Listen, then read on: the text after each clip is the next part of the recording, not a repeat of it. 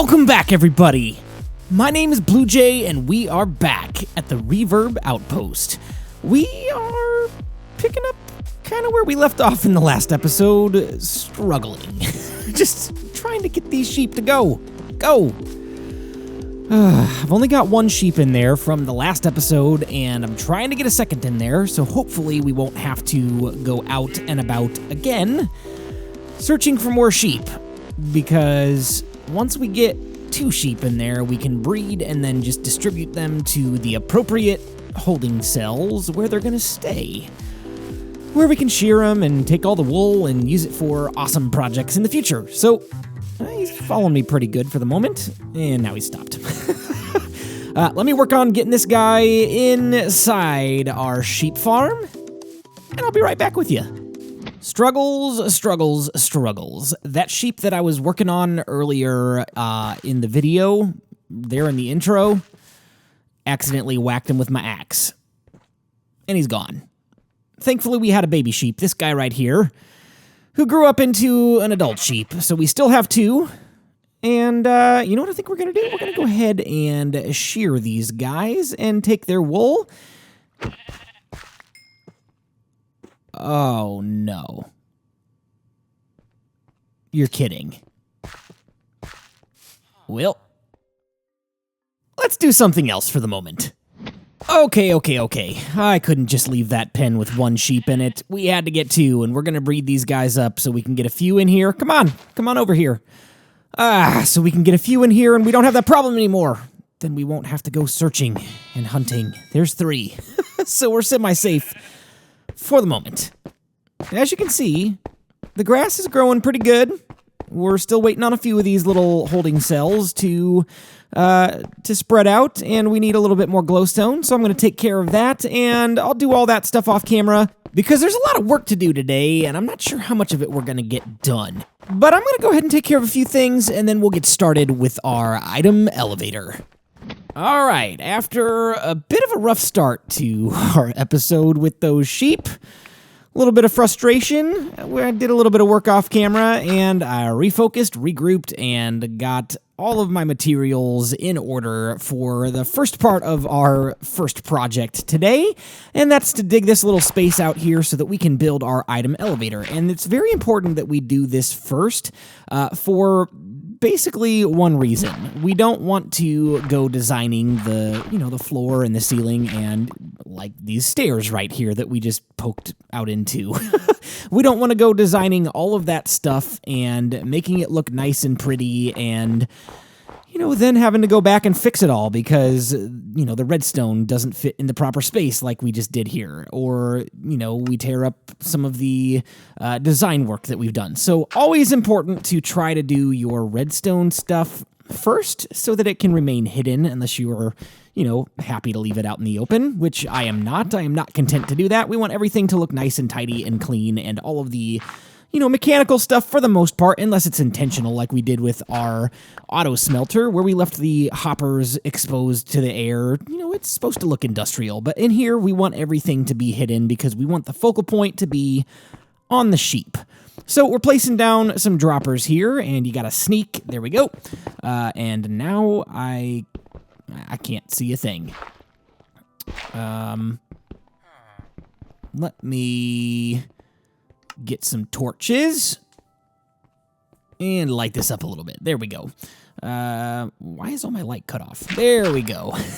There's the opening that we had. And I need to figure out how high this needs to go. Because I want it to be above the ceiling. So basically what's going to happen is we're going to have an input chest that sends all of our items to the item elevator, and it goes above the ceiling over to the auto sorting system that we made in the last episode. And if you haven't seen that yet, be sure to go ahead and do that. This design that I'm working on right now, I'll explain here in just a second how this works and why this particular design is flawed. Hello, sheep farm. You know what? I'm going to have to dig down a little bit more because we're running into all sorts of stuff we don't want to run into. So all this redstone needs to go down a little bit further into the ground. Let me take care of that really quick, and then I will explain to you why this particular design is flawed and what we're going to do to fix it. I'll be right back. Okay, so everything's been moved down, and we're going to place in these couple of blocks here. You can see I've got a comparator and a repeater facing opposite directions, and I'll explain that here in just a moment. Light this place up because it's dark. And then we need to take a redstone torch and place it down on this block right here, and some redstone dust here, and, oh yeah, I forgot. I need to take that block out. There we go. So if you're building along with me, be sure not to build this design unless you don't care to have a fully functional system. Again, it works okay, but it's not ideal. So place a torch there. Basically, when the dropper at the bottom there receives a signal, it will turn off this torch, but we're going to break it for the moment. When it turns off the torch, it allows that signal to just loop over and over and over, which will send a looping signal up the tower. The reason why this doesn't work is because when it shuts off, items that are still in the elevator stay in the elevator. So let me show you how we're going to fix that. So in order to fix the issue with items getting stuck in the item elevator, so basically what that means is the dropper at the very bottom that sends the signal out to activate all of the torches going up the tower, once that is empty, the comparator shuts the system off because it's not detecting any more items, which basically means any items that haven't made it all the way to the top are going to get stuck because there's no signal to send them on up through. So what we need to do in order to fix that is create a pulse extender, which if you don't know how to do that, we're going to build that here in just a second as soon as I figure out what I'm doing. Grab my comparators. You know what? I think I need to run that into a block there. Yeah, and then we'll take a piece of redstone dust coming out of the back of that block, and you know what? I want to make sure that that powers. I'm pretty sure it does. Yes. So that is receiving signal. That's exactly what we want to happen. So we've got a comparator running into a repeater, into a block, into redstone dust, and this is going to be our pulse extender. And you basically take a bunch of comparators. We're going to use 6, and you'll go 3 this direction, and then we need to dig out a little bit more. Man, it's getting dark back here. And then 3 comparators this direction, and they all link up together with redstone dust, just like so. Okay? So basically what that's going to do is it will extend the pulse of the redstone signal beyond what is being received. So let me put this in other words. Once the bottom dropper is empty and that first comparator shuts off, that redstone pulse extender will keep the signal going for, I'm not sure how many ticks it is or how many seconds it is, but for long enough to get all of the items up the elevator and into our auto sorting system. So this is the fix. This is the workaround for that.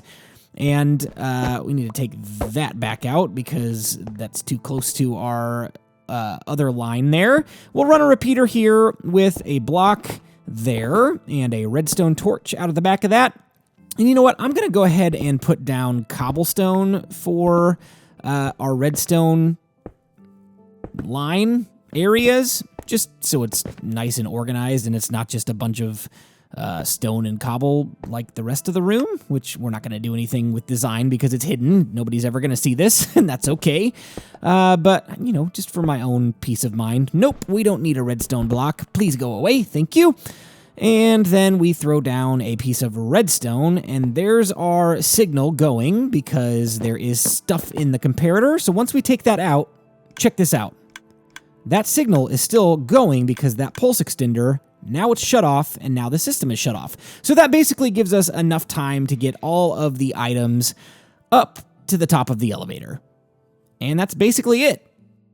The last little part of the build is to just stack as many droppers as you so desire or so need for your elevator, and then place down a redstone torch and then a block on top, just like that.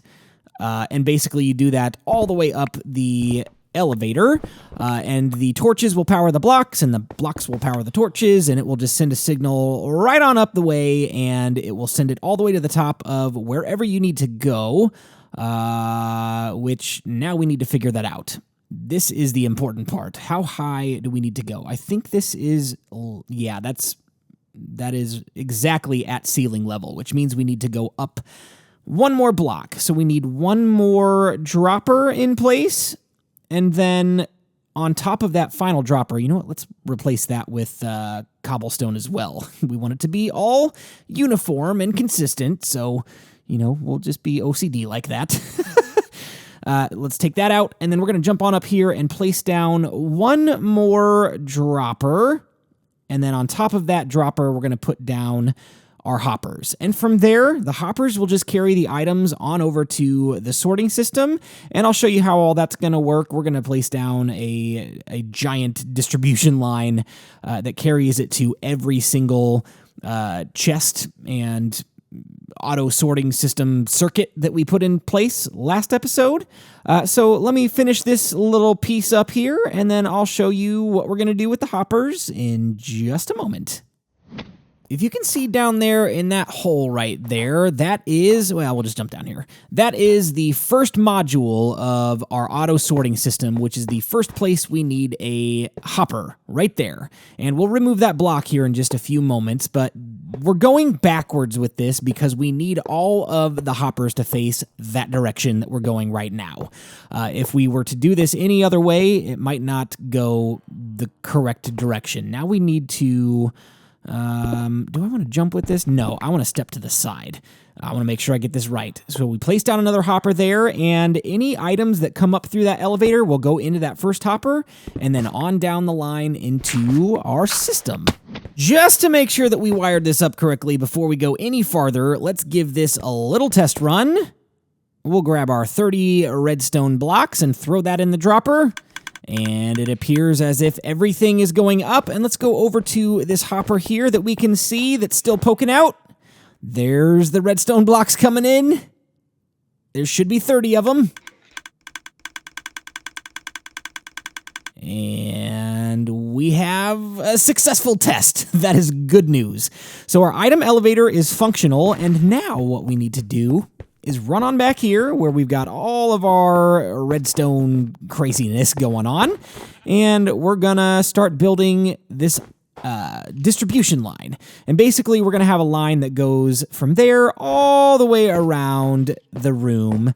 And I think what we're gonna do as well is have a chest at the very end of the line that will dump out any overflow. So if any of the colors of wool are full, then it will dump it into that chest, or if anything else works its way in there, it will dump it in that chest as well and not clog up our system and, you know, therefore break the system. So that's what we're going to do. I need to go grab some more hoppers, and then we'll get to working on our distribution line. Well, I kind of went crazy off camera and got the entire distribution line in place. It's done. So basically, we renamed a bunch of items, item filter, they're cobblestone blocks, that is. We renamed them item filter, and the reason why we did that is because of the next step that we're going to do. We're going to take stacks of 5 and stacks of 6, and we're going to throw these in 4 of the inventory slots on our sorting hoppers, which is the one that is directly connected to the comparator. So we're going to do this because we want only one slot available for items to flow down into.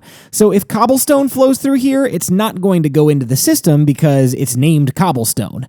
By the very nature of these sorting systems, it matches not like the actual block, but the name of the block. And since these are named item filter, well, that's a cobblestone. Let's be careful not to throw that in there. These are named item filter. They will block anything from going into those inventory slots in those hoppers. And basically then we will need one of each item that we want to sort to go in the first slot. And that's how it sorts the entire thing. So if you've got something that's called white wool, in the first slot, for example, it will sort the white wool there. Or if you have on down the line red wool, it will sort the red wool there. And basically, that's the entire sorting system. It looks a lot more intimidating than it actually is, and especially if you haven't watched the last episode yet, all of this redstone, the comparators and hoppers and repeaters and torches and all sorts of craziness. It looks a little intimidating, but it's actually relatively easy to build. All you got to know is one pattern for each module. That's the word I'm looking for. You need to know one pattern for each module and just repeat that over and over and over. And somebody in the comment section last time mentioned, why didn't you put these together? Because you can stack them directly next to each other instead of one space apart like I did. And it's literally only just because of aesthetic purposes from the outside. There's no technical reason why I put them separate. You can stack all of your sorting system modules together and, conserve space if you so choose. But I did this as basically a design decision. All right, so we have an exit chest right there and an input chest right there. And the only thing really left to do is give this thing a test run. But before we do that, here's what I want to show you. I know we said we weren't going to do this, but one item filter in the first inventory slot of every hopper. Because before we test if this thing will sort items into the correct chest, we want to make sure that this will sort out items that are not supposed to be in there, like these 27 spruce fences that we're going to send through the system. And if this thing is working properly, what they should do, once this sends everything all the way up through the system, it should sort all of those items all the way to the exit chest or overflow chest or whatever you like to call it, which we're going to go out here and stand and make sure that it's going to come through. It might take a minute because it is a relatively long system. So fingers crossed. Yes, there they are. Oh, it's working. So we got to make sure that there are indeed 27 spruce fences on the other side of this thing. And there it is. Perfect. We have a working system. Now let's go get some wool and we'll test it out with that. One item filter removed and one white wool put into the system. Now, this is where the magic happens. What should happen now when we put the white wool into the input chest, it should put it in that first chest in our system. So let's throw that in there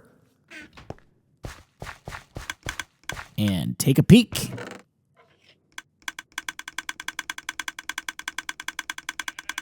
I don't feel like it should be taking this long. It's literally the first chest in the line. Uh-oh.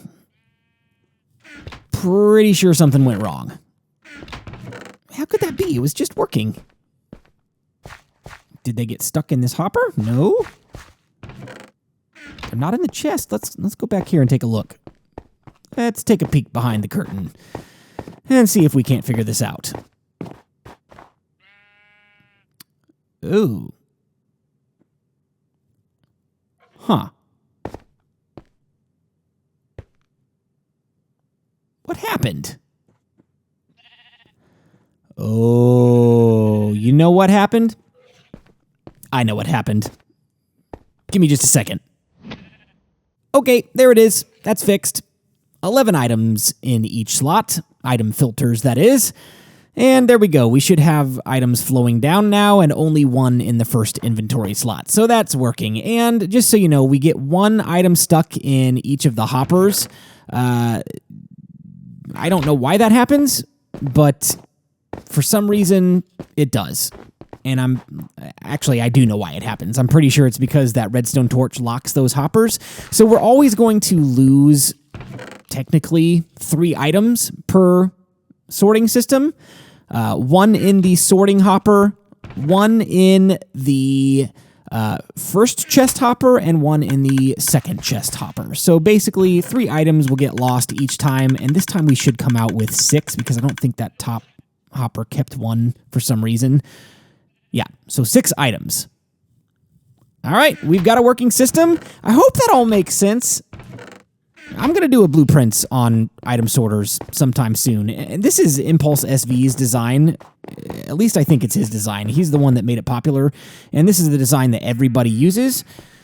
So I am going to make a blueprints episode on this particular item sorter at some point so that I can explain it in a little bit better detail to you guys than just kind of tinkering around and figuring it out on my own during, a Let's Play video. So be on the lookout for that. I know it's been highly requested from you guys to do the item sorter in blueprints, to do an iron farm in blueprints, to do all sorts of different things in blueprints. Those episodes are going to be a little bit further spread out than our Let's Play videos because this is what I want to mainly focus on, but I will get those blueprints videos out at some point when I have a chance to work on them. So hope, again, that everything in the item sorting system and the item elevator and all of this redstone junk, I hope it all makes sense to you guys.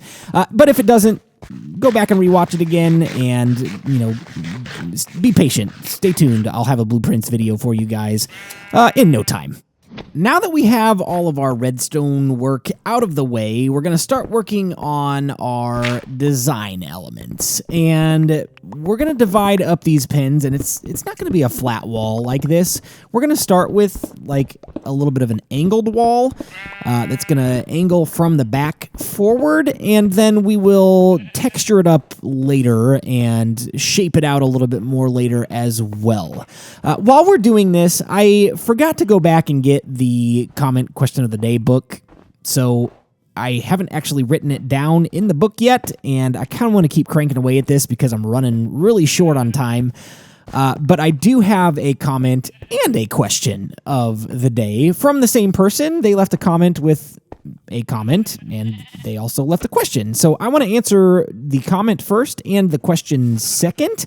And this comes from Awesome Sauce 24. And they said, "Hey, BluJay, it is very impressive and admirable how involved you are with your community with such a busy schedule." So I did want to address this really quickly because this is something that I value, and it's important to me as a content creator to stay actively involved with you guys, the community, because you are the ones watching these videos, the ones supporting the channel, and I want to be able to interact with you guys because you have a lot of really great feedback, a lot of really great comments, a lot of really great ideas for things that I could implement into my world or on my channel.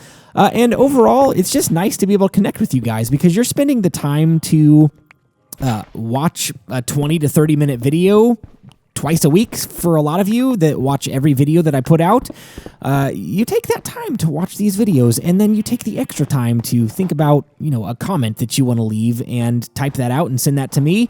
The least that I could do is reply to as many of those as possible. Now, that's going to get a lot harder as the channel grows, and I know I've had this discussion before.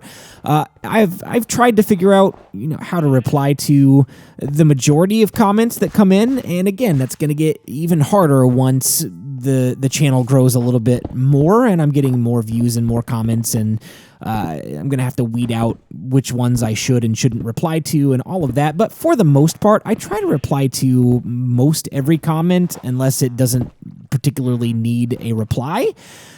So that's important to me.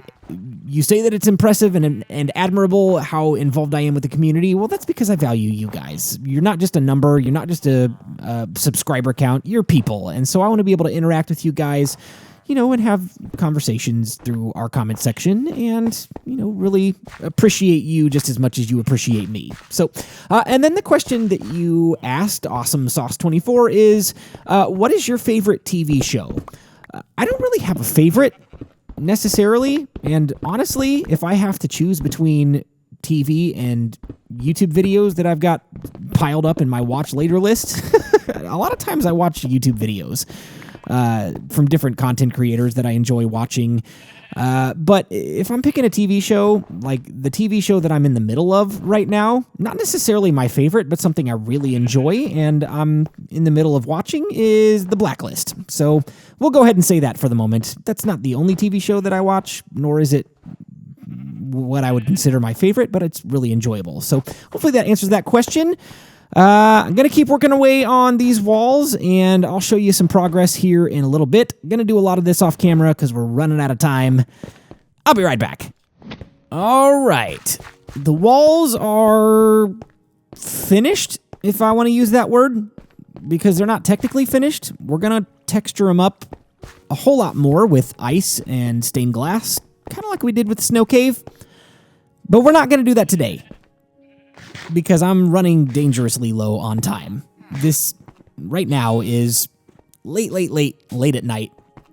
The night before I'm supposed to release this video, and I still need to edit and get a thumbnail and do all of that stuff. And I need to go to bed because I've got family responsibilities in the morning. I'm going to spend time with my wife and kids before I go to work. And then I got to go to work and do all of the adult stuff. And yeah, we're not going to finish this project today. It's going to happen at some point. Maybe not in the next video. We might need a break from the sheep farm in the next video to do something else, because 2 videos in a row of this is getting a little bit much for me. I don't know about you guys. Give me some feedback. How do you feel about like taking multiple episodes to finish big projects like this? Multiple episodes in a row. And I know we've done different stuff. Like last episode, we did the digging out, and we did the sorting system, at least part of it. We finished it up today. Then we did the item elevator today, and we're getting all the sheep pens set up and all of that. And in the next episode, it would be completely 100% design work, and then maybe something else. What are you doing, sheep? What are you doing? No, don't go back over there. We need you over here. So give me some feedback on what you guys think about like episode flow, whether you want to do like one episode, one project. What are you doing? No, not that way, please. Like whether you'd have like one episode for a project, and if we're not finished, maybe come back to it at a later date, or would you rather see like a completed project? If it's only going to take 2 episodes, finish it in the next one, or if it's going to take 3 or 4, maybe take a break and come back to it, do something else in the meantime. What do you guys want to see? The reason why I've been kind of cranking away at this, trying to go as quickly as possible. Thank you. Trapped. You're not going anywhere now. The reason why I have kind of taken my time on this is because I need to get enough wool for the Enderman farm. And I kind of want all the same color too, and I haven't decided what color I want that to be. So we're going to have to take some time to shear the sheep, and I think the next episode for the Enderman farm is potentially looking a little unrealistic at this point because of all the wool that we're going to need for carpet. Maybe I can get enough resources gathered off camera in between episodes, but I'm not counting on it. So I may have to readjust my video schedule that I had planned out. I had like the next 6 videos planned out, and so far I've deviated off of that plan 100%. The sheep farm was nowhere in the plan until I realized that I need carpet.